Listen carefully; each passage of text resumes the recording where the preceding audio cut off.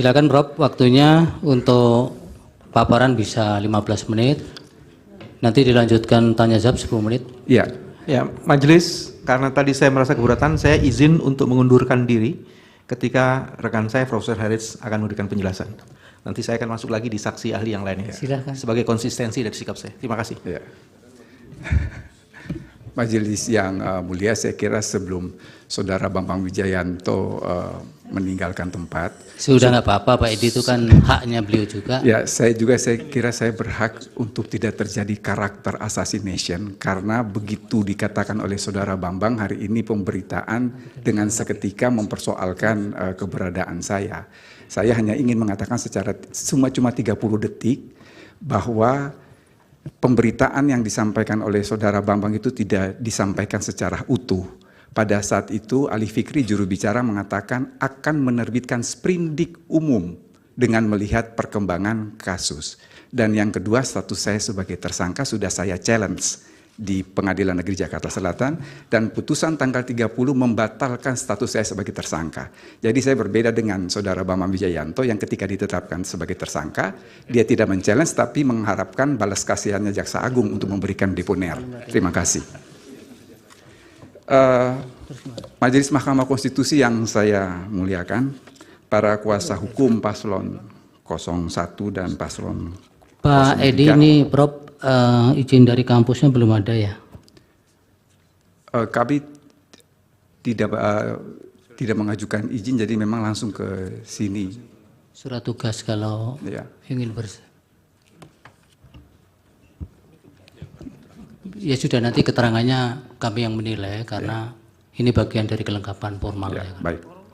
Ya. Silakan, waktunya diperhatikan. Terima kasih Yang Mulia, karena singkatnya waktu, saya tidak akan membacakan secara detail, tetapi pada dasarnya ada 4 isu yang akan kami jelaskan di sini. Yang pertama adalah mengenai kewenangan Mahkamah Konstitusi. Saya kira Bapak Ibu yang mulia, separuh dari hakim yang mengadili saat ini adalah juga hakim yang mengadili pada tahun 2019, dan saya konsisten tidak pernah merubah pendapat saya bahwa yang menjadi kewenangan Mahkamah Konstitusi hanyalah sebatas hasil perhitungan suara. Tidak lain dan tidak bukan, karena kita melakukan interpretasi gramatikal sistematis baik terhadap pasal 24C maupun pasal 74 dan pasal 75 Undang-Undang Mahkamah Konstitusi. Terhadap isu yang pertama ini, saya ingin mengajukan 2 postulat. Yang pertama adalah primo execuenda est verbis vis nes ceremoni visto obituratur oratio si felix sine argumentis, yang berarti perkataan adalah hal pertama yang diperiksa untuk mencegah adanya kesalahan pengertian atau kekeliruan dalam menemukan hukum. Artinya apa yang terdapat dalam pasal 24C dan Yunto pasal 74, pasal 75 tidak ada interpretasi lain. Apa yang terdapat di dalam fundamentum petendi, baik oleh kuasa hukum paslon 01 maupun kuasa hukum paslon 03, sesungguhnya mempersoalkan hal-hal yang bukan menjadi kewenangan Mahkamah Konstitusi. Artinya, kalau Mahkamah Konstitusi ini diminta untuk mengadili sesuatu yang di luar kewenangannya, sesungguhnya kuasa hukum paslon 01 dan kuasa hukum paslon 03 memaksa Mahkamah untuk melanggar apa yang kita sebut sebagai juridikitas beginsel atau asas juridikitas, yang berarti bahwa Mahkamah atau pengadilan tidak boleh memutus sesuatu yang berada di luar kewenangannya. Mahkamah Konstitusi yang mulia, isu kedua yang akan kami terangkan adalah mengenai keabsahan pasangan calon presiden wakil presiden Prabowo Subianto dan Gibran Rakabuming Raka yang juga menjadi dalil dari kuasa hukum paslon 01 dan paslon 03. Terhadap hal ini ada 4 catatan ahli. Pertama, masalah keabsahan tersebut adalah sengketa proses dan bukan merupakan kewenangan MK. Seyogyanya ketika KPU mengeluarkan keputusan terkait pasangan calon, Prabowo Subianto dan Gibran Rakabuming Raka, maka pasangan calon presiden dan wakil presiden yang berkeberatan terhadap keabsahan tersebut seharusnya mengajukan gugatan ke PT UN.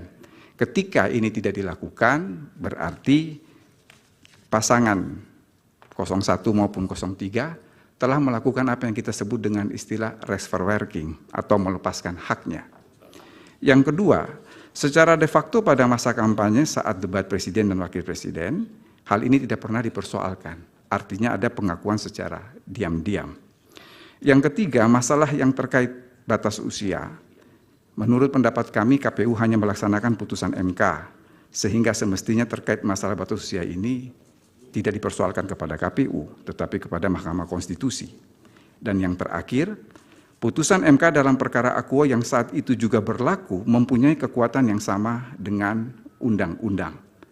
Di sini tentunya berlaku asas preferensi umum, yang itu kita dapat pada semester 1 di Fakultas Hukum dimanapun di dunia ini, yaitu lex superior derogat legi inferior, bahwa peraturan yang lebih rendah tidak boleh bertentangan dengan peraturan yang lebih tinggi. Bahwa seketika pada saat suatu putusan MK itu berlaku seketika itu juga, dan ada peraturan di bawahnya yang bertentangan dengan peraturan yang lebih tinggi, maka sesungguhnya sifat dari peraturan yang di bawahnya itu bukanlah vernichtebar, bukannya dapat dimintakan pembatalan, tetapi dia bersifat nichte atau batal demi hukum. Dengan demikian, dalil terkait keabsahan paslon Prabowo Subianto dan Raka Buming Raka ini sebetulnya sudah close the case. Yang berikut, isu yang ketiga, Mahkamah yang kami muliakan dan hadirin yang kami hormati, ini adalah terkait beban pembuktian yang didalilkan oleh kuasa hukum paslon 03, bahwa kewajiban pembuktian tidak hanya dibebankan kepada pemohon, paslon 03 semata, tetapi juga kepada termohon dalam hal ini adalah KPU. Kuasa hukum pemohon paslon 03 kemudian memberikan perbandingan dengan pembuktian yang terjadi di Uganda, Kenya, Malawi. Masih menurut kuasa hukum paslon 03, pembuktian awalnya adanya nepotisme akan dibuktikan oleh pemohon dan selanjutnya beban pembuktian berpindah kepada termohon untuk membuktikan tidak adanya nepotisme. Terhadap hal ini ada 4 tanggapan ahli. Pertama, Indonesia memiliki sistem hukum yang berbeda dengan Uganda, Kenya, Malawi, dan hampir seluruh negara di Afrika. Jadi kalau kita belajar mengenai sejarah dalam konteks teori hukum, di dunia ini ada 4 sistem hukum. Ada sistem hukum Islam, Anglo-Saxon System, Eropa Continental System, dan Customary Law System. Customary Law System ini yang terdapat di Afrika, atau sebagian besar negara di Afrika. Kalau di Asia itu diikuti oleh Cina dan Jepang. Ketika kita berbicara mengenai sistem hukum, maka tingkat komparasinya itu sangat rendah. Dengan demikian, kalau kita kembali kepada hukum positif Indonesia, sesungguhnya kita hanya mengenal 3 teori pembuktian yang menjadi bewijsgronden atau dasar pembuktian. Yang pertama itu adalah positif bewijsteorie atau teori pembuktian secara positif menurut undang-undang. Ini dipakai dalam perkara perdata. Di situ berlaku postulat actori incumbit probatio. Siapa yang mendalilkan, dialah yang wajib untuk membuktikan. Yang kedua adalah negatif bewijsteorie, yaitu teori pembuktian secara negatif menurut undang-undang. Di sini hakim memutus perkara berdasarkan alat bukti ditambah dengan keyakinan. Teori ini didasarkan pada postulat actori incumbit onus probante, actore non probante, reus absolvitur, bahwa pembuktian dibebankan kepada siapa yang menuntut. Ketika tidak bisa dibuktikan, maka tuntutan itu harus dibebaskan. Artinya yang dituntut itu harus dibebaskan. Yang ketiga yang kita kenal dengan istilah conviction ratione, yaitu keyakinan atas dasar rasionalitas. Itu dipakai di negara kita juga, tetapi dalam pemeriksaan acara cepat terhadap tindak pidana ringan termasuk perkara lalu lintas. Yang ketiga, permintaan kuasa hukum paslon 03 bahwa pembuktian awal adanya nepotisme akan dibuktikan oleh pemohon dan selanjutnya beban pembuktian berpindah kepada termohon untuk membuktikan tidak adanya nepotisme. Hal ini jelas bertentangan dengan beberapa prinsip fundamental dalam pembuktian. Et combatit probitio qui dicit non quid negat. Beban pembuktian ada pada orang yang menggugat, bukan yang tergugat. Affirmanti non negati incumbit probatio. Artinya pembuktian bersifat wajib bagi yang mengiyakan, bukan yang menyangkal. Reo negate, actori incumbit probatio. Artinya jika tergugat tidak mengakui gugatan, maka penggugat harus membuktikan. Yang keempat, ketika pembuktian itu diminta untuk dibebankan kepada termohon atau pihak terkait bahwa tidak melakukan sesuatu atau termasuk dalam konteks ini tidak melakukan nepotisme, ini pun bertentangan dengan asas negativa non sunt probanda, bahwa membuktikan sesuatu yang negatif itu adalah tidak mungkin. Dengan demikian, dalil yang berkaitan dengan beban pembuktian haruslah dikesampingkan karena merusak asas-asas dalam teori hukum dan sendi-sendi dasar dalam hukum pembuktian. Yang terakhir, Mahkamah Konstitusi yang mulia yang menjadi catatan kami, ini yang sangat menarik adalah berkaitan dengan pelanggaran TSM berupa nepotisme yang didalilkan oleh kuasa hukum pemohon paslon 03. Dalam Fundamentum Petendi diakui bahwa ada res vacuum atau kekosongan hukum terkait nepotisme sebagai bagian pelanggaran TSM. Dan oleh karena itu kuasa hukum pemohon paslon 03 meminta kepada majelis hakim untuk melakukan resfinding atau penemuan hukum terkait nepotisme sebagai bagian dari TSM. Terhadap hal ini ada 4 tanggapan ahli.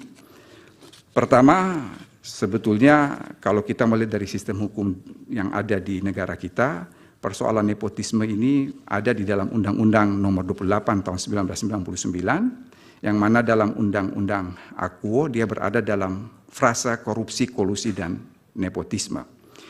Yang kedua, bila mencermati dengan seksama dalam Fundamentum Petendi kuasa hukum paslon 03, tampak jelas dan terang dengan memasukkan nepotisme sebagai bagian TSM, berarti mengkonstatir nepotisme sebagai kejahatan. Pertanyaan lebih lanjut, jika diakui bahwa ada kekosongan hukum terkait nepotisme sebagai TSM, kemudian Majelis Hakim MK diminta untuk mengadili terkait nepotisme tersebut, bukankah hal ini bertentangan dengan asas legalitas sebagai prinsip yang amat sangat fundamental dalam hukum pidana? 3. Kalaupun ini dipaksakan, Majelis Hakim harus melakukan penemuan hukum terkait nepotisme sebagai bagian TSM. Haruslah dipahami bahwa ada prinsip-prinsip penemuan hukum dalam hukum pidana yang membatasi hakim dalam melakukan penemuan hukum. Di antaranya adalah prinsip proporsionalitas, prinsip subsidiaritas, prinsip in dubio pro reo, dan prinsip exceptio firmat regulam. Berbagai prinsip tersebut hanya merujuk pada satu titik, bahwa penemuan hukum dalam hukum pidana tidak boleh memberikan kerugian kepada terlapor, terperiksa, tersangka, tertuduh, atau terdakwa atas kekosongan hukum tersebut. Yang terakhir, Majelis yang mulia, saya harus mengatakan bahwa ada contradictio interminis dalam Fundamentum Petendi kuasa hukum pemohon paslon 03. Di satu sisi Majelis Hakim MK diminta mengadili nepotisme sebagai bagian TSM, padahal diakuinya terdapat kekosongan hukum. Artinya Majelis Hakim diminta melanggar asas legalitas. Namun di sisi lain dalam Fundamentum Petendi, kuasa hukum pemohon paslon 03 mengutip buku How Democracy Die yang ditulis oleh Stefan Levitsky dan Daniel Ziblatt. Dalam buku itu terdapat anak kalimat yang berbunyi, beberapa pemimpin demikian membubarkan demokrasi dengan cepat, seperti Hitler sesudah kebakaran Reichstag 1933 di Jerman. Ini kebetulan, secara kebetulan yang mulia, saya mengulas sedikit saja dalam disertasi saya mengenai peristiwa bukan kebakaran, bukan terbakar, tapi pembakaran gedung Reichstag-Gebouw di Berlin, Jerman, gedung parlemen Jerman. Peristiwa itu terjadi pada tanggal 27 Februari 1933. Sebetulnya yang membakar adalah kaki tangan Nazi Jerman. Tetapi ketika polisi datang dan mengolah TKP, di situ ditemukan seorang tukang batu asal Belanda yang bernama Marinus van der Lubbe. Dia ini kemudian yang dihadirkan di sidang pengadilan dan dijatuhi pidana mati. Mengapa saya katakan ada contradictio interminis? Sebab Marinus van der Lubbe ditangkap, Hitler memaksa waktu itu mendesak Presiden Jerman Paul von Hindenburg untuk mengeluarkan dekret. Dekret itu dikeluarkan tanggal 23 Maret 1933 dan diberlakukan surut 31 Januari 1933 supaya bisa menjatuhkan pidana mati terhadap Marinus van der Lubbe. Bahkan tidak hanya itu, Hitler memaksa pengadilan di Leipzig untuk melanggar asas legalitas. Ya, jadi di sini nggak ada di keterangan kan itu, Pak. Kami kira itu saya ingin kami sampaikan, kurang dan lebihnya mohon maaf. Billahi taufiq wal hidayah. Wassalamualaikum warahmatullahi wabarakatuh. Waalaikumsalam. Dari pihak terkait ada yang ditanyakan? Ada yang mulia, tapi sebelum kami bertanya, kami juga minta penegasan dulu. Tadi Saudara Bambang Wijayanto menyatakan tidak setuju untuk menanyakan ini. Saya mau tanya, apakah itu artinya bahwa pemohon juga semuanya tidak akan bertanya kepada ahli ini? Karena mereka ini kan bertindak kan sebagai pemohon. Atau hanya Bambang pribadi saja yang tidak mau bertanya? Iya. Untuk Bagaimana? Pas nanti giliran kami akan kami jawab. Akan menggunakan hak untuk bertanya. Ini pertanyaan hakim, dijawab dulu. Oh, pertanyaan hakim. Kalau pertanyaan hakim saya jawab tidak akan menggunakan. Baik. Baik, jadi dari pihak terkait dulu, silakan. Yang mulia, tambahan sedikit, selain solidaritas dengan rekan kami Bambang Wijayanto, karena tadi prosedur resminya juga belum, karena belum ada surat izin. Jadi ada dua hal yang membuat kami tidak mengajukan kami pertanyaan. Sudah catat tadi. Silakan. Makasih Dari Yang Mulia. pihak terkait. Bisa lanjut Pak Yang Mulia? Iya. Ya. Pada saudara ahli ya, Bapak Profesor Dr. Edi Hirij. Saya bertanya dua hal saja, nanti dilanjutkan lagi oleh teman saya, Satria Nararya. Yang pertama, konsep lembaga peradilan Mahkamah Konstitusi ini kan dalam sepanjang yang berkaitan dengan perselisihan hasil pemilu, ini kan coraknya adalah speed trial. Karena waktu atau kuota waktu yang disediakan oleh undang-undang cuma 14 hari sudah harus putus. Ini sangat berkaitan dengan bagaimana kira-kira sangat erat kaitannya karakter dan corak menyelesaikan persoalan ini, perkara ini, yang tentunya juga sangat limitatif. Sebagaimana yang didalilkan oleh pemohon selama ini, banyak soal yang memang sangat banyak, yang tentunya sangat tidak mungkin, tidak kompatibel dengan konsepsi lembaga peradilan Mahkamah Konstitusi yang speed trial dan limitatif itu. Nah, ini berkaitan atau beririsan langsung dengan bagaimana teori atau bagaimana prinsip-prinsip pembuktian, bagaimana kira-kira mendudukan real evidence dalam konsepsi pembuktian dalam perkara dengan kecepatan tinggi seperti itu. Untuk bagaimana bisa meneropong semua persoalan, apakah termasuk proses, termasuk tahapan dan seterusnya dalam waktu 14 hari itu.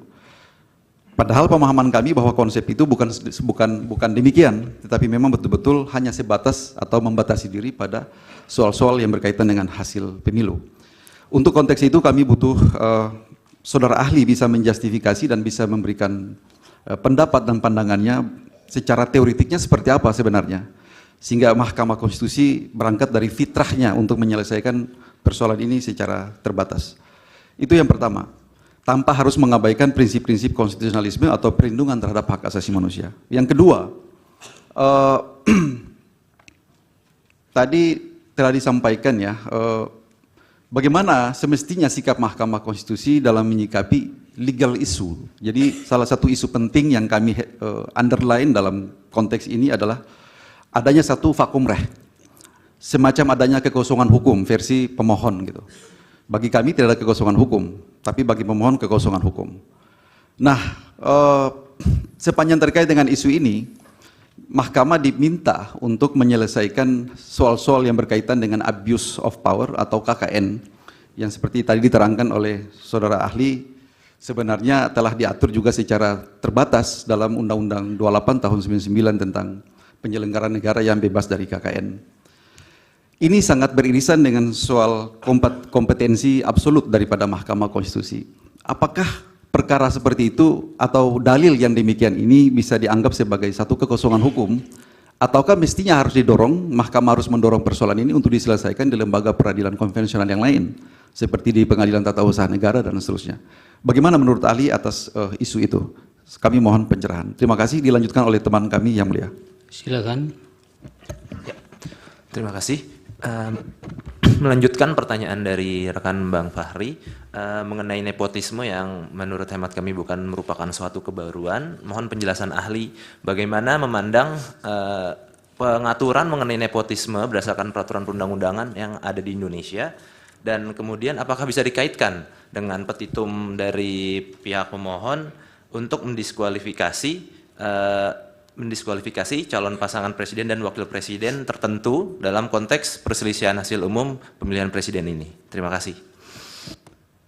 Baik, dari pemohon 1 tidak mengajukan pertanyaan. Pemohon 2. Terima kasih Yang Mulia. Kami akan menggunakan kesempatan kami untuk mengajukan pertanyaan karena cukup banyak apa yang kami tulis dalam permohonan PHPU kami disebutkan oleh ahli. Silakan. Yang pertama, memang kita berbeda paradigma. Desain konstitusional penyelesaian sengketa Pilpres ini memang menjadi isu yang sangat krusial di tahun 2024 ini. Karena kami melihat sengketa Pilpres yang ditangani oleh MK sejak tahun 2004 itu tidak berada dalam satu perspektif yang statis. Kalau banyak sekali yang mengatakan MK itu mahkamah kalkulator, kita sudah mulai melihat tanda-tanda zaman bahwa MK juga mulai mempertimbangkan hal-hal yang sifatnya tidak sebagai mahkamah kalkulator. Nah, perbedaan paradigma ini saya kira sangat jelas ya. Karena kami tidak semata-mata bicara mengenai konstitusi, tapi kami bicara mengenai konstitusionalisme. Semoga ahli juga bisa memahami perbedaan konstitusi dengan konstitusionalisme. Karena yang kita persoalkan adalah values atau nilai ya, konstitusi itu sendiri, bukan tafsir sempit dari konstitusi gitu. Nah, pengalaman kami dan pembacaan kami terhadap semua MK di seluruh dunia, yang mereka tegakkan itu adalah konstitusionalisme, tidak semata-mata konstitusi. Nah, dalam konteks ini kami melihat perbedaan paradigma ini sangat jelas ketika ahli mengimpose, memaksakan beban pembuktian dalam konteks hukum pidana ke dalam penyelesaian sengketa Pilpres yang menurut kami tidak sepenuhnya tepat. Tidak mungkin dalam sengketa Pilpres, juga misalnya dalam sengketa hak asasi manusia, pembuktian sistem hukum pidana yang berdasarkan kepada apa yang disebut beyond any reasonable doubt, ini diterapkan dalam persoalan sengketa Pilpres. Makanya dalam permohonan PHPU kami bicara mengenai balance of probability. Beban pembuktian itu tidak semata-mata kepada yang mendalilkan, tapi juga kepada pihak termohon misalnya. Nah, disinilah kami harus mengatakan bahwa MK itu tidak eksis dalam isolasi. Dia tidak hidup dalam vacuum politik, social vacuum, political vacuum. Dan dia juga bagian dari dinamika global perkembangan hukum tata negara. Austria kami sebut memang, Kenya kami sebut, Malawi kita sebut. Nah, dalam konteks inilah kami hanya ingin menekankan bahwa dalam rangka menghindari apa yang disebut miscarriage of justice, kami keberatan kalau ahli ya, mengimpos sistem pembuktian hukum pidana dalam proses sengketa Pilpres semacam ini. Kami kira perbedaan paradigma ini tidak akan mungkin direkonsile, Yang Mulia. Jadi saya hanya ingin mengatakan semoga ahli itu juga mengapresiasi perbedaan approach, perbedaan values, perbedaan paradigma yang kita lakukan ini. Ini semoga ya catatan ini ya buat ahli ya bisa diapresiasi ya. Yang Mulia, ini pembelaan bukan pertanyaan. Iya. Tolong dia. Saya mengatakan perbedaan paradigma. Ya, Jadi saya minta dia mengapresiasi itu. Ya. Ya. Nanti itu biar direspon ahli, tapi ada pertanyaan tidak untuk Pak? Saya kira ini pernyataan sekaligus pertanyaan Yang Mulia. Oh, baik. Ya, terima kasih. Masih ada yang lain? Terima kasih Yang Mulia. Pertama saya tidak akan, saya kira sudah cukup apa yang diterangkan oleh Pak Mulia tadi mengenai perkara-perkara terkait dengan pemilihan presiden dan kemudian bagaimana diputus di beberapa negara. Saya tidak akan meneruskan itu. Akan tetapi saya akan coba mulai bertanya kepada saudara ahli, apakah saudara ahli membaca pada rapat PAH 1 ke-35 PP MPR tanggal 25 September 2021 ketika membicarakan Mahkamah Konstitusi ini, apakah syarat pembuktian dalam hal ya, menyelesaikan, memutus perselisihan tentang hasil pemilihan umum ya, itu dikaitkan dengan pembuktian-pembuktian hukum pidana atau ini pembuktian dengan hukum konstitusi. Ya, ini pertama, karena saya tidak menemukan itu yang mulia dari perdebatan yang terjadi pada tahun-tahun itu. Kemudian yang kedua, tentang pembuktian ini tadi, saudara ahli mencoba membawa sepatutnya pembuktian-pembuktian itu, terutama terkait dengan nepotisme, juga harus dibawa ke arah pembuktian pidana, karena beliau menganggap ini persoalan asas legalitas. Ya. Nah, saya kira kalau kita bicara tentang asas legalitas dalam hukum pidana, pasti iya kita akan setuju itu. Nah, akan tetapi kan bagaimanapun juga perselisihan kita di Mahkamah Konstitusi ini, kita juga bicara tentang hukum administrasi. Ya. Kalau kita bicara tentang hukum administrasi, dan juga terkait terutama berhubungan dengan kewenangan-kewenangan Mahkamah Konstitusi, menurut hemat kami pembuktian dengan cara asas legalitas seperti dalam hukum pidana itu tidak diperlukan di sini. Karena tadi Pak Mulia sudah jelas menerangkan bagaimana keseimbangan pembuktian dan yang sudah diterapkan di begitu banyak negara di dunia ini. Yang ketiga yang saya ingin juga sampaikan kepada saudara ahli, pertanyaan saya kepada saudara ahli, saya tidak tahu apakah saudara ahli itu sudah membaca atau belum putusan di Kenya, Nigeria, kemudian juga Malawi dan Austria. Austria ini adalah satu negara yang sama dengan kita sebagai negara yang menganut sistem kontinental. Nah, di dalam putusan-putusan itu jelas bagaimana mereka memutus bahwa pihak perkara pemilihan presiden yang membatalkan hasil pemilihan umum. Saya kira itu yang hendak saya sampaikan, Yang Mulia. Terima kasih. Baik. Dari termohon ada pertanyaan? Dari Bawaslu? Ada, Yang Mulia.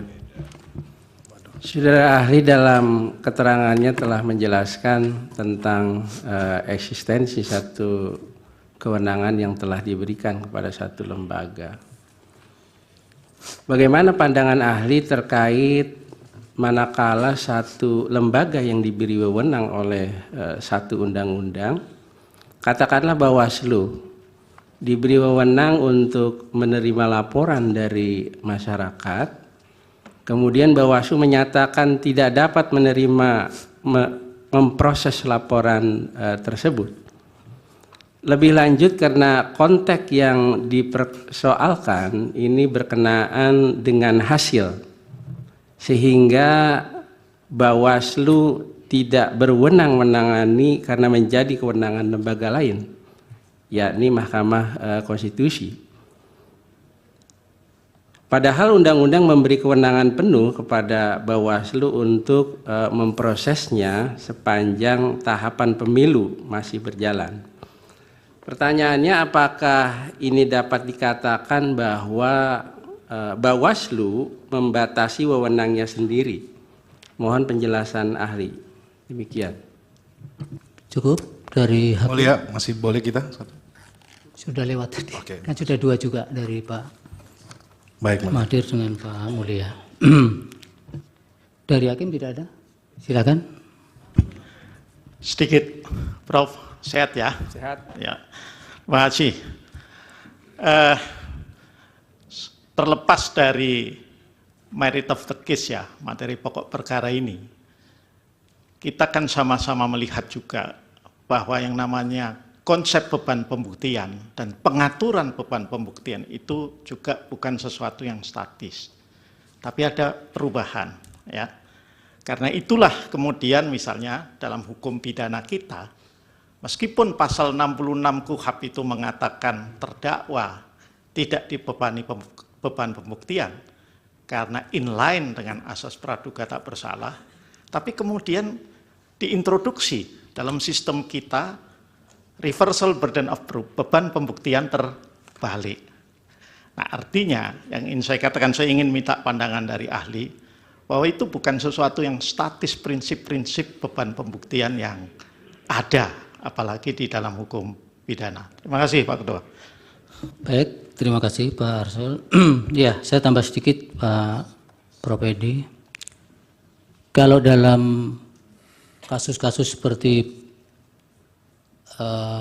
perkara PHPU, termasuk yang hari ini sedang disidangkan, sebenarnya kalau Prof bisa identifikasi,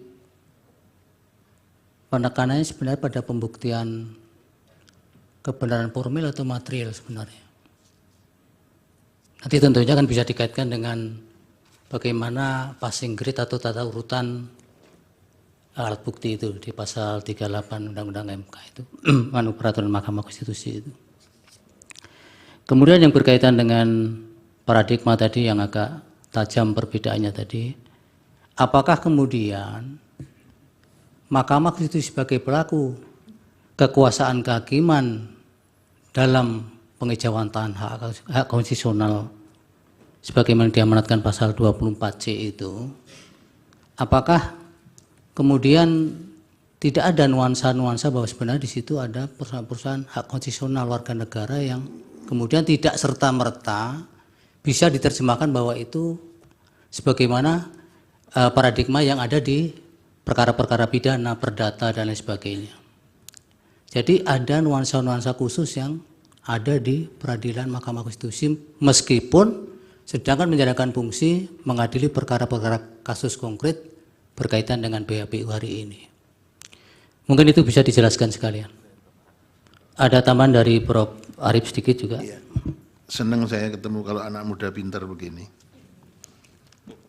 Ya Prof. Edi. Ya, terima kasih Pak Ketua. Melanjutkan, tadinya saya nggak mau berkomentar, tapi melanjutkan apa yang sudah disampaikan oleh Pak Ketua ini. Begini, Prof. Edi. Di dalam pasal 24 itu kan memisahkan. Ada dua lembaga kekuasaan kehakiman. Satu Mahkamah Agung dan lembaga-lembaga peradilan di bawahnya. Dan yang kedua di pasal 24C-nya Mahkamah Konstitusi. Bisa nggak kita tafsirkan bahwa model badan peradilannya beda?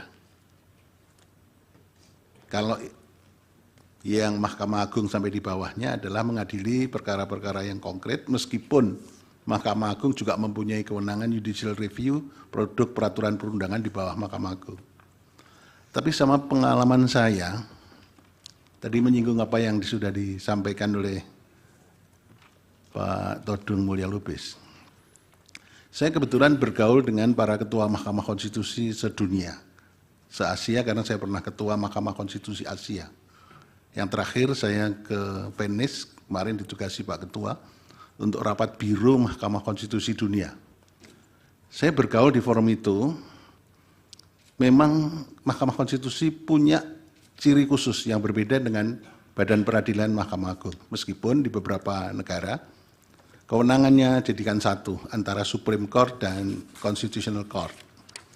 Nah, dalam hal ini, ada kekhususannya. Mahkamah Konstitusi itu kan lembaga the guardian of the Constitution, sekaligus the guardian, kalau saya mengatakan sekaligus the guardian of state ideology. Kemudian the rule interpreters of the Constitution. Nah, dalam hal ini konstitusi itu kan mengatur hal-hal yang sangat terbatas, rigid, tidak sebagaimana undang-undang yang panjang lebar itu. Nah, untuk menghidupkan mahkamah, untuk menghidupkan konstitusi, karena konstitusi yang tidak mudah berubah itu, Mahkamah Konstitusi diberi tugas untuk menafsirkan sesuai dengan perkembangan zaman. Kita kenal ada teori the living constitution. Nah, dalam kaitan ini, apakah betul kewenangannya strict? Apakah tidak bisa dihidupkan dari masa ke masa?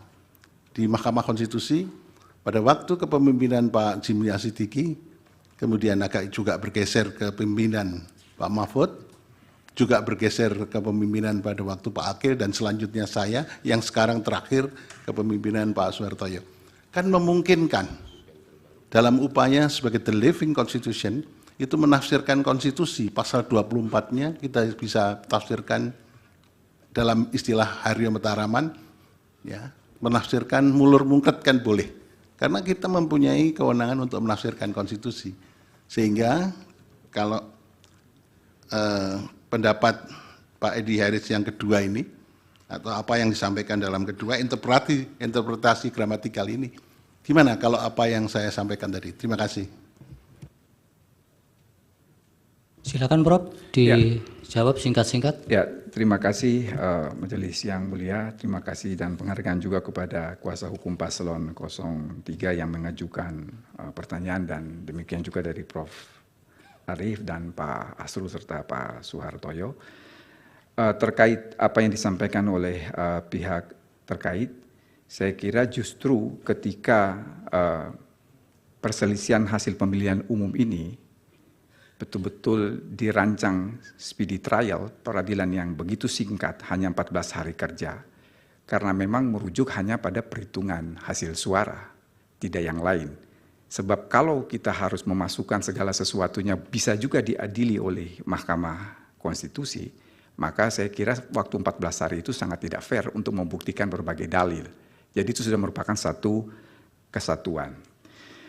Yang berikut terkait nepotisme di dalam konteks Undang-Undang Nomor 28 Tahun 1999, sebetulnya saya bingung juga membaca undang-undang ini. Mengapa saya bingung? Saya sendiri bertanya, nepotisme ini perbuatan pidana apa perbuatan perdata? Karena di dalam Undang-Undang KKN, coba kita semua perhatikan dengan seksama. Pasal 20 ayat 2 dan pasal 22 Undang-Undang KKN itu berbeda. Pasal 20 ayat 2 mengatakan bahwa penyelenggara negara yang melanggar ketentuan pasal 5 angkat 4, pasal 5 angkat 4 itu apa? Korupsi, kolusi, nepotisme. Dijatuhkan sanksi pidana atau sanksi perdata. Jadi korupsi, kolusi, nepotisme ini apa? Pidana apa perdata? Tetapi tiba-tiba di dalam pasal 22 dikatakan penyelenggara yang melakukan nepotisme diancam pidana minimum 2 tahun, maksimum 12 tahun. Jadi saya yakin kalau undang-undang ini diuji mesti dibatalkan. Karena tidak memenuhi prinsip lex serta di dalam hukum pidana. Oleh karena itu, ketika didalilkan oleh kuasa hukum paslon 03 harus melakukan resfinding terhadap nepotisme sebagai bagian dari TSM, maka harus dibalik bertanya, nepotisme ini barang apa? Apakah dia sebagai onreh mati khadat, perbuatan melawan hukum dalam konteks hukum perdata, ataukah nepotisme dianggap sebagai suatu maladministrasi sebagai pelanggaran hukum pidana, pelanggaran hukum administrasi, ataukah sebagai suatu kejahatan dalam konteks hukum pidana? Tapi kalau kita perhatikan dalil dari kuasa hukum paslon 03, ini mengatakan nepotisme ini adalah kejahatan sebagai bagian dari TSM. Kalau kejahatan kita tidak berbicara soal hukum pidana, lalu hukum apa? Seharusnya ketika yang mulia kuasa hukum paslon 03 membaca keterangan saya dengan seksama, saya tidak menyamakan pembuktian di Mahkamah Konstitusi ini dengan negatif berbes teori yang ada dalam pidana. Saya juga tidak menyamakan pembuktian di dalam Mahkamah Konstitusi ini sama dengan positif betelek di dalam kasus perdata. Tetapi kalau diperhatikan di halaman 2, di situ saya mengatakan bahwa terkait pembuktian yang ada di Mahkamah Konstitusi ini adalah mencari kebenaran material dalam bingkai kebenaran formil. Mengapa dalam bingkai kebenaran formil? Coba kita perhatikan dalam konteks pasal 36 Undang-Undang MK. Alat bukti yang utama itu adalah surat. Kemudian baru ada keterangan saksi, keterangan ahli, dan lain sebagainya. Meskipun di dalam situ dimasukkan petunjuk. Kita melihat urutan alat bukti seperti ini, berarti seolah-olah pembuktian di Mahkamah Konstitusi ini mengenal hierarki alat bukti. Tetapi tiba-tiba juga dimasukkan petunjuk di situ. Memang ketika petunjuk masuk dalam KUHP itu menjadi suatu perdebatan. Karena sebetulnya itu diambil dari pasal 339 strafvordering di negeri Belanda. Bukan istilah petunjuk, tapi pengetahuan hakim. Sehingga saya memandang bahwa pembuktian yang dilakukan di Mahkamah Konstitusi ini tidak ansih pidana, tidak ansih perdata. Bolehlah dikatakan dia suatu kuasi perdata atau kuasi pidana. Sehingga itu nanti yang kemudian akan ditentukan oleh hakim. Yang berikut, sebetulnya terus terang Pak Todung Mulya dan Pak Magdir, ada satu benang merah yang saya senang membaca betul dalil-dalil dari Paslon 03. Sebetulnya kan singkat kata ini mau menyatakan yang dicari di sini adalah keadilan substansial, bukan keadilan prosedural. Karena itu banyak dalil yang dikemukakan. Tetapi saya sendiri berpendapat bahwa ketika kita berbicara mengenai keadilan substansial, tidak bisa begitu saja menabrak keadilan prosedural. Karena ketika kita berbicara mengenai konteks keadilan prosedural, di situ berlaku asas equisitas sequitur legem. Keadilan mengikuti hukum, bukan hukum mengikuti keadilan. Bahwa di dalam beberapa kasus yang tadi sempat disampaikan oleh Pak Todung, bahwa memang bisa saja keadilan substansial itu ditabrak, tetapi ada parameternya, ada ukurannya, ada 8 ukuran, di mana keadilan substansial itu diutamakan dan keadilan prosedural ditabrak. Dan itu betul-betul terukur. Ini ditulis betul oleh Gustav Rasbruch, dan kemudian ada penambahan 3 kriteria sehingga keadilan substansial itu bisa menabrak keadilan prosedural. Yang berikut,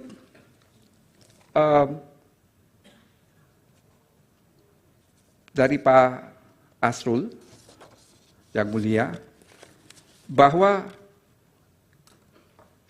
tidak tepat juga kalau kita menggunakan istilah omkering van Boveslas atau pembuktian terbalik.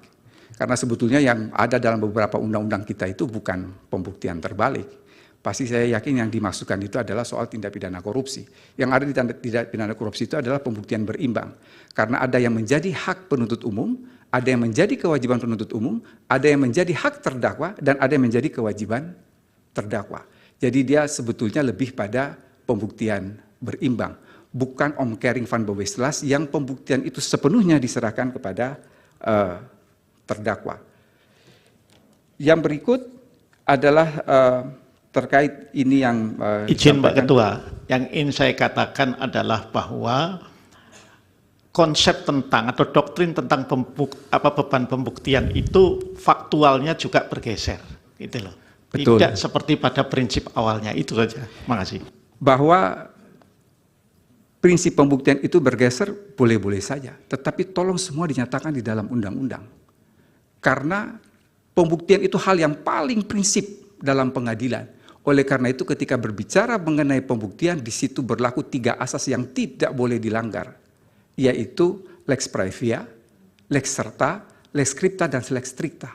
Jadi dia betul-betul harus jelas, tegas, dan tidak boleh diinterpretasikan lain daripada apa yang tertulis, karena ini menyangkut nasib orang. Saya kira Pak Todung tahu persis ketika kita berbicara soal hukum acara, karena Pak Todung, Pak Magdir ini kan pengacara-pengacara top yang selalu mengutamakan hak asasi manusia. Sehingga tidak bisa dinegasikan begitu saja dengan dasar bahwa keadilan substansi. Karena hukum pembuktian dimanapun saya selalu mengajarkan kepada mahasiswa saya, yang namanya hukum pembuktian itu adalah hukum yang memuakkan. Karena terkadang kebenaran formil akan mengesampingkan kebenaran material. Tapi itulah hukum pembuktian.